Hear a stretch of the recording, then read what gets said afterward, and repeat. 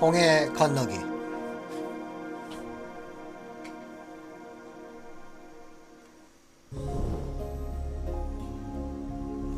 애굽은 고대 과학과 기술 그리고 멋진 건축물을 다 가진 화려한 역사를 듬뿍 안고 있습니다. 그러나 이스라엘 자손들이 애굽에서 살았다는 증거도 간직하고 있을까요? 오래전 이 큰 돌이 엘레판틴 섬의 나일강 첫 폭포에서 발견되었습니다. 이런 글이 새겨져 있었습니다. 7년 동안 나일 강물이 만족하게 넘치지 않았다. 그 결과 모든 곡식이 매우 부족하다. 이런 고난을 맞아 체세왕은 한때 비슷한 재난에서 애굽을 구원해준 임호텝 왕을 기억하였다. 임호텝은 애굽 역사 여러 군데서 나오는 박식한 현인으로 보이며 그가 죽은 후 몇 세기 동안 신으로 격상되었습니다. 아마도 임호텝의 가장 큰 자신감은 그가 조조왕의 무덤을 완전히 돌로 지을 생각을 한 건축가라는 점입니다. 조각가, 제사장, 병 고치는 자로 알려진 임호텝은 고대 왕국에서 뛰어난 천재로 여겼을 것입니다. 임호텝은 심지어 나라를 기근으로부터 구했습니다. 임호텝과 요셉이 동일한 인물일까요? 우리는 카이로 남부에서 얼마 떨어지지 않은 사카라로 향했습니다. 이것이 고대 애굽에서 첫 번째 피라미드가 세워진 곳입니다. 층마다 독특한 모양이 있기 때문에 층 피라미드라고 불리웁니다.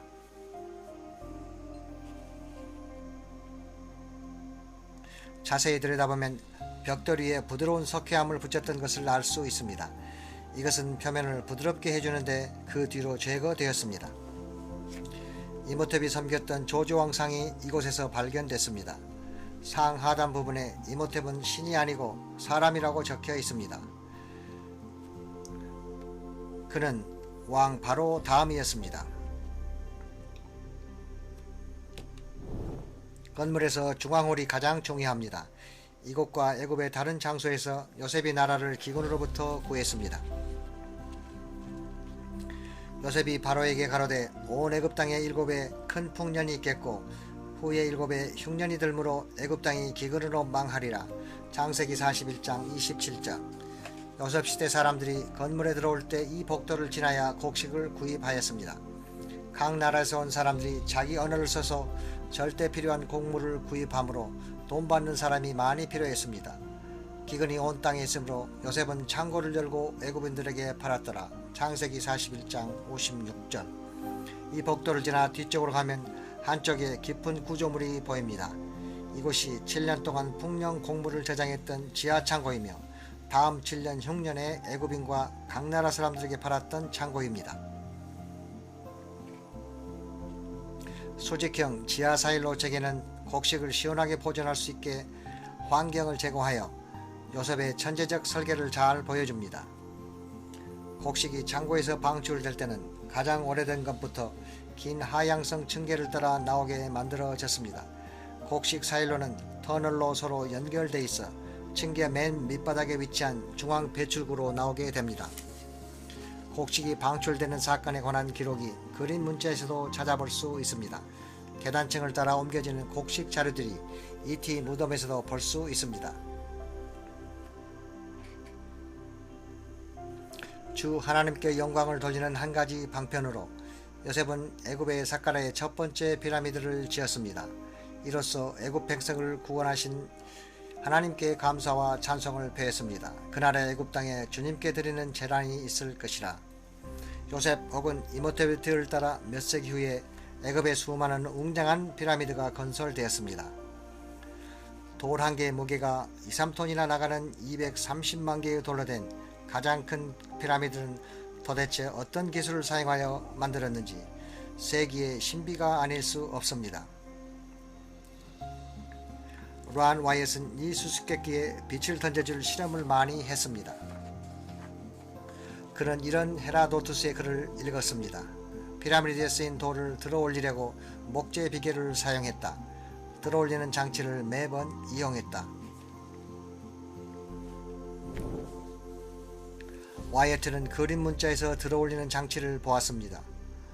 올려야 할 돌 양옆에 놓여져 있었습니다. 사카라에서 세계에 들어올리는 기계로 된 그림 문자를 보았습니다. 그것은 피라미드 모양 옆에 있었으며 두 개가 서로 연결되어 있었습니다. 기계로 사용됐던 큰 목재 지렛대가 투두앙 무덤에서 발견되었습니다. 여러 개의 이런 지렛대가 움직여야 할 돌 옆에 놓여지고 일제히 작동되는 것입니다. 큰 돌이 기계에 실리고 난 다음 양쪽의 지렛대가 돌아가는 윈치에 연결된 밧줄에 의해 끌려 내려와 원하는 방향으로 틀어 올려지면서 자리를 잡게 됩니다. 이렇게 원하는 높이에 돌을 옮기고 나서 다음 단계로 또 올라갑니다. 수많은 올리는 기계가 사용됐을 것입니다. 와이엇은 카이로 애굽 고대 유적 단체의 수장인 나시프 하산에게 이 올리는 기계의 시범을 보였습니다. 이 광경을 일본 니폰 텔레비에서 찍어 후에 일본에 방영됐습니다. 이 들어올리는 기계가 피라미드 건축의 비밀을 푸는 간단한 열쇠처럼 보입니다. 모세가 바로의 양자가 됐을 때 애굽 엄마의 이름은 헵세수트이고 모세 이름은 셋무시였으며 앞 이마에 뱀이 왕자임을 표시합니다. 성인이 된 모세의 애굽 이름은 투세스 2세입니다. 모세의 옆모습에 히브리인 특징적인 코 모양이 잘 드러납니다.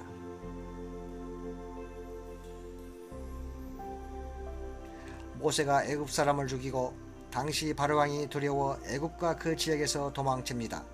바로가 이 일을 듣고 모세를 죽이려 하는지라 모세가 바로의 낯을 피하여 미디안 땅에 머물더라. 출애굽기 2장 15절. 모세는 결혼하여 얻은 아들 이름의 이방 땅을 표현했습니다. 그가 아들을 낳음에 게르솜이라 하여 가로되 내가 타국에서 객이 되었음이라 하였더라. 출애굽기 2장 22절. 이것은 모세가 애굽의 통치권 밖에 있었음을 보여줍니다. 모세가 그 장인 미디안 제사장 이드로의 양무리를 치더니 그 무리를 광야 서편으로 인도하여 호렙산의 이름에 여호와의 사자가 떨기나무 불꽃 가운데서 그에게 나타나시어 출애굽기 3장 1절.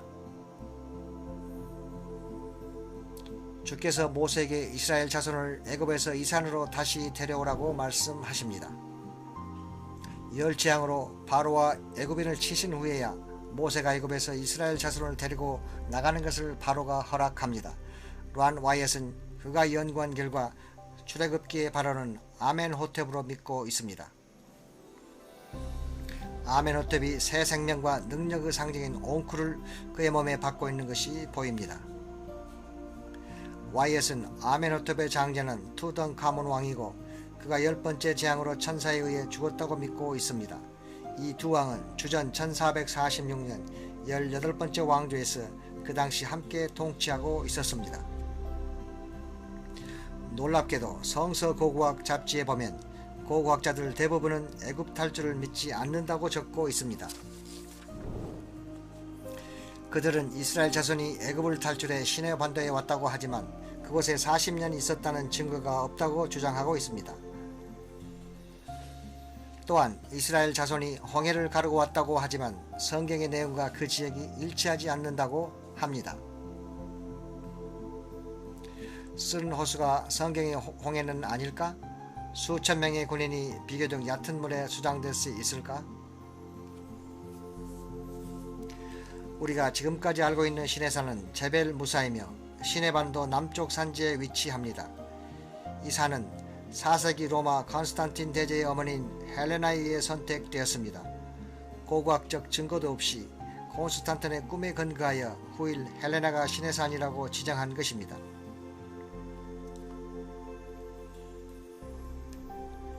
그 후 6세기 때 자스티니안 황제가 이 산기슭에 수도원을 지으므로 이 지역이 시내산이라는 정통성을 세워주었습니다. 이것이 인간의 전통입니다. 그러나 진실은 무엇일까요? 인간이 만든 얘기를 벗어나 이렇게 물어봐야 합니다. 과연 전통이 성경을 대신해도 되는가? 출애굽에 대해 성경은 우리에게 어떻게 전하고 있습니까? 이스라엘 자손은 바로 명대로 램지 땅의 최고 좋은 곳에 살았습니다. 이 지역은 북애굽의 비옥한 나일 델타입니다. 이스라엘은 애굽의 고센 땅에서 거주하였습니다. 이곳 역시 비옥한 나일 델타입니다. 창세기 47장 27절. 나일 델타는 여기 보이는 대로 나일강 북단에 위치하며 푸른 채소가 무성하여 주위의 사막과 대조를 이루고 있습니다. 6월절 저녁 애굽의 모든 장자가 마지막 재앙으로 죽자 바로 그날 이스라엘 자손들이 애굽을 떠나게 됩니다. 이스라엘 자손이 나암삿에서 발행하여 숫곳에 이르고 그날에 여호와의 군대가 다 애굽 땅에서 나왔은즉. 출애굽기 12장 37절. 6월절 날 이스라엘 자손은 나일 운하를 지나 숫곳에서 조직된 단체가 되었습니다. 이들이 애굽 본토는 떠났으나 아직 애굽의 통제를 받은 지역에 있었습니다. 하나님은 홍해의 광야 쪽으로 인도하셨습니다. 홍해의 광야가 오늘날 시내 반도이며 양면이 홍해에 둘러싸여 있습니다. 반도의 북쪽 지역을 통해 밤낮으로 갔기에 바로 손에서 빨리 벗어날 수 있었습니다. 낮에는 구름 기둥으로 인해 선선함과 수분이 채워지고 밤에는 불기둥이 빛을 비춰 인도했습니다. 에덴에서 그들은 남쪽으로 향하다 홍해 광야의 산 쪽으로 나가면서 좁은 계곡을 통과하고 나자 홍해가 있어 정지한 것입니다. 이 광대하게 펼쳐진 물이 현재는 아카바만이지만 모세 당시는 홍해라고 불렀습니다. 솔로몬 왕이 에돔 땅 홍해 옆 에라스의 에시온 게벨에서 배를 지었더라. 열왕기상 9장 26절. 고대 에라스는 지금 이스라엘 에이라시고 지금 아카바바는 고대 홍해 또는 얌숲입니다. 이 해안이 이스라엘 자손이 탈출구가 없이 갇힌 곳입니다. 애굽 군대는 빠른 속도로 쫓아오고 죽음이 임박한 듯 느껴진 순간입니다. 이스라엘 자손들이 불평합니다. 애굽에 매장지가 없어 광야에서 우리를 죽게 하느냐?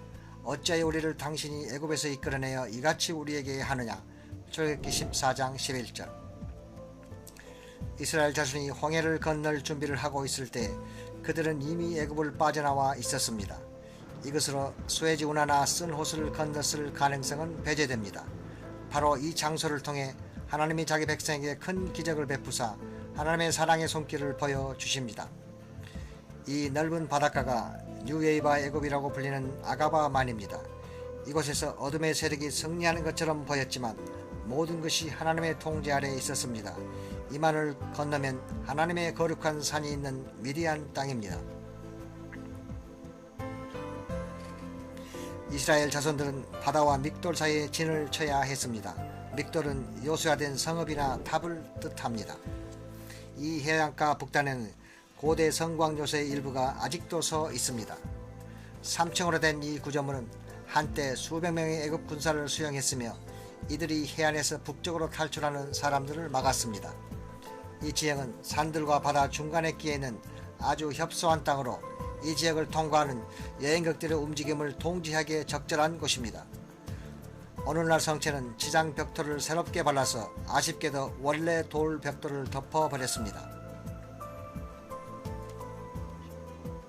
성체 앞쪽에서 이 건물에 주릅긴 석조 현관이 보입니다.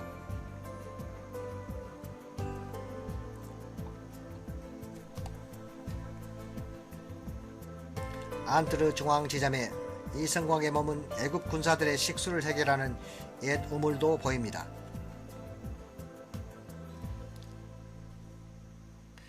바깥에서 그 당시로는 아주 높았을 온전한 3층 건물이 보입니다.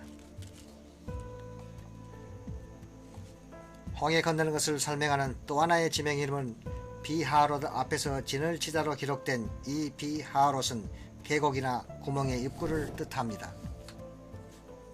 이스라엘 자손이 이 바닷가로 오기까지 그들은 많은 계곡을 지나서 홍해 바닷가를 만나게 되었습니다. 성경은 그들이 그 땅에서 아득하여 광야에 갇힌 바 되었다고 적고 있습니다. 출애굽기 14장 3절. 이스라엘 자손은 산과 산 사이 계곡을 굽이굽이 뚫고 다 지났다 싶었더니 다시 바닷가에 갇히게 된 것입니다. 이스라엘 진 앞에서 행하던 하나님의 사자가 옮겨 그 뒤를 행하며 구름 기둥도 앞에서 그 뒤로 옮겨갑니다. 애굽 진과 이스라엘 진 사이에 구름 기둥이 있더라.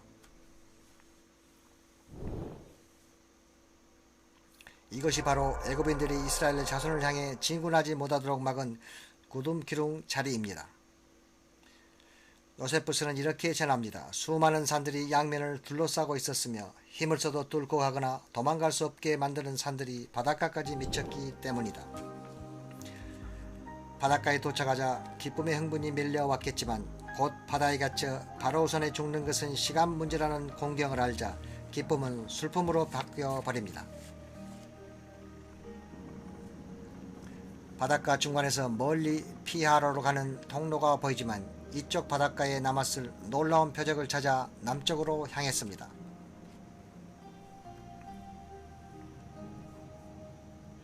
길 옆에 큰 기둥이 보이는데 이것은 란 와이엇이 1978년 이곳을 처음 방문했을 때 발견한 것입니다.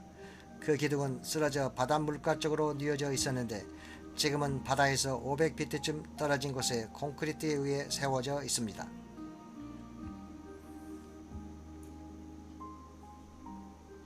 이 독특한 빨간색 화가 감은 기둥은 3000년 된 것으로 페니키아나 히브리인이 만든 것입니다. 이 기둥은 홍해의 마른 땅을 걷는 장소를 표시하기 위해 이 자리에 서 있는 것입니다.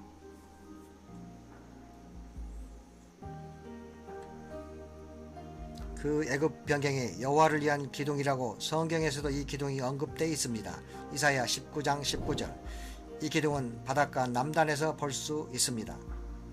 이 기둥과 짝을 이루는 기둥이 반대편만 사우디아라비아에서도 1984년 란 와이엇이 발견해 사우디 당국에 보여줬습니다.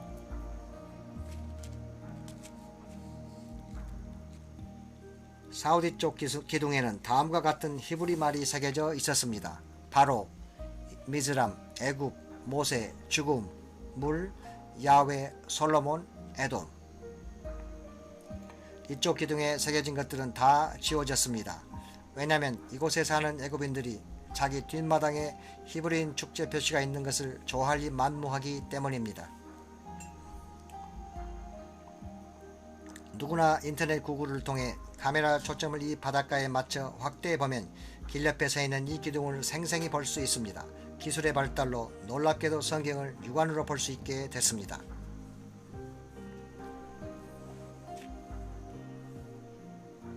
이 기둥은 홍해를 건넌 자리가 진실로 이곳이라고 증거하며 오늘 이 자리에 우뚝 서 있습니다. 이스라엘 자손에게 장애물로 등장했던 물도 바로 이곳입니다.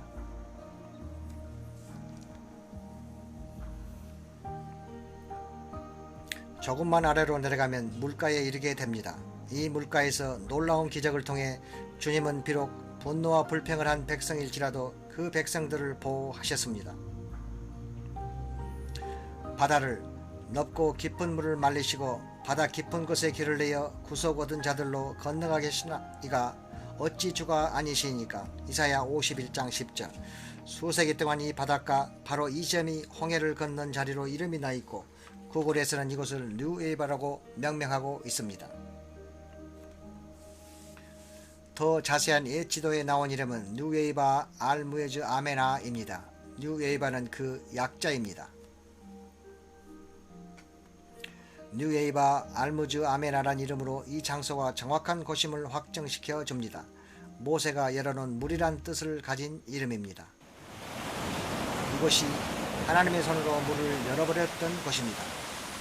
주님이 환난 때 보호자, 구원자 되심을 그 백성들에게 보이셨습니다.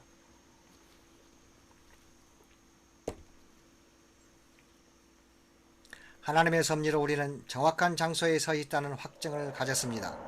모세가 한때 이스라엘 자손과 함께 이곳에 서 있었으며 하나님의 손으로 바닷물이 열렸습니다. 놀라운 진리의 증거입니다. 아카바만 해도에 보면 북쪽에 엘랏바다, 남쪽에 아라고넷의 바다가 있습니다. 이 두 바다의 중간을 통과했던 길입니다.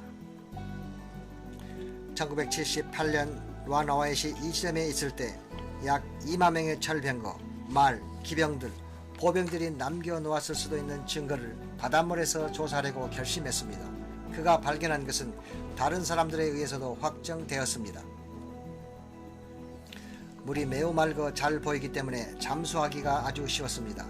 찾아낸 유물들을 조사해보니 이곳에 대한 우리의 생각들이 맞았습니다. 바다 밑바닥은 부드럽고 완만한 지형이었습니다.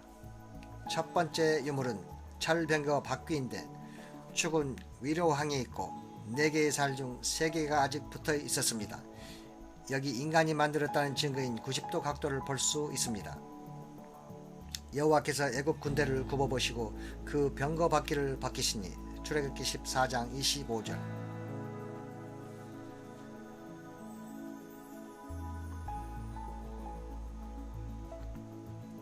네 개의 살을 가진 병거 바퀴가 애굽인들이 가장 많이 사용했던 것입니다. 애굽 병거는 바퀴 중심의 축을 금속 축으로 사용한 것은 이미 알려진 사실입니다. 다이버들이 금속 탐지기를 사용하여 산호 속에 숨겨진 가운데가 놀라간 금속 바퀴축을 찾았습니다. 여기 또 다른 4개의 살을 가진 병거 바퀴가 보입니다. 살 하나는 없어졌고 중심축이 올라와 있습니다. 여기에 산호가 인간이 만든 병거 일부를 나무 부분이 사라진 뒤에도 보존했던 것입니다. 여기 차륜에 걸려있는 바퀴가 또 있습니다. 6개의 살이 있고 중심축이 올려져 있습니다. 루안-와이엇은 여러 번 잠수하여 많은 유물을 찾아냈습니다. 이곳이 한때 병거가 모였던 곳일 수도 있습니다.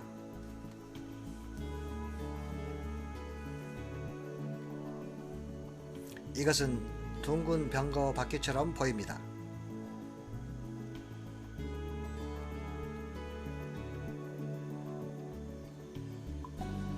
찌그러진 말 발급을 비롯해 말의 잔해도 나옵니다. 오늘날 시나이 반도에는 말이 없습니다. 이 산호로 덮여있는 오른발 대퇴골을 비롯해 사람의 잔해도 나옵니다. 실험 결과 모두 뼈로 증명되었습니다.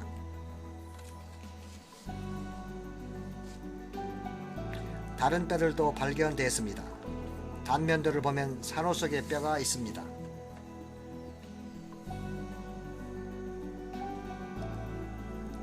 여기 1978년 루안-와이엇이 찍은 오래된 사진에 축 위에 병거 바퀴가 보입니다.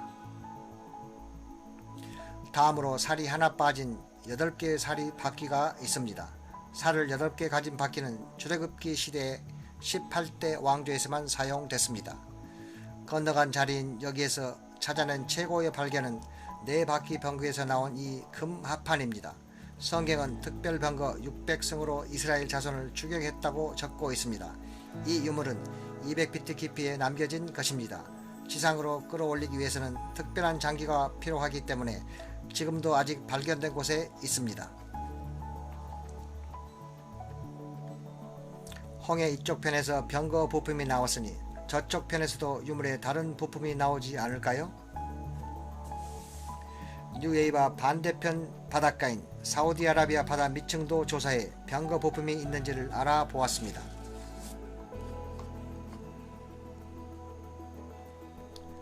사우디아라비아 바다 비베카 폰티안을 조사하면서 중심축이 올라간 둥그렇고 멋진 병거 바퀴 표본을 찾았습니다. 이것으로 병거가 반대편 뉴에이바 쪽에서 여기까지 왔다는 확정이 된 것입니다. 이제 홍해를 건넌 장소가 확인됐으니 누구나 의심의 여지 없이 진짜 시내산이 있는 것은 성경에서 말한 그대로 사우디아라비아 미디안이 틀림이 없게 됩니다.